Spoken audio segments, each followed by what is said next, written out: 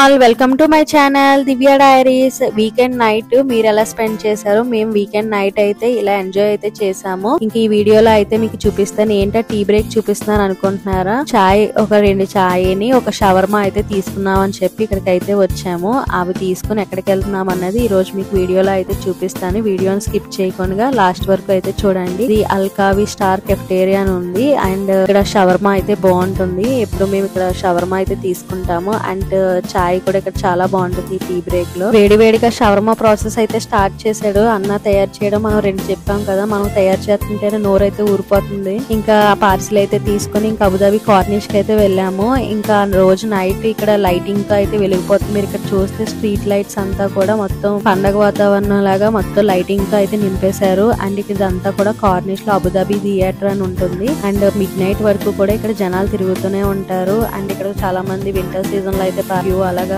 ఫ్యామిలీతో అది స్పెండ్ అయితే చేస్తారు. చాలా బాగుంటుంది వింటర్ టైమ్ లో అయితే ఎంజాయ్ చేయడం ఇక్కడ. అండ్ ఇప్పుడైతే సమ్మర్ కదా, హ్యూమిడిటీ ఉంది, అయినా కూడా జనాలు చూసారా ఎలా తిరుగుతున్నారో. మిడ్ నైట్ వరకు కూడా అలాగా తిరుగుతూనే ఉంటారు. ఇంక మా వాడైతే వాకింగ్ కూడా స్టార్ట్ చేశాడు.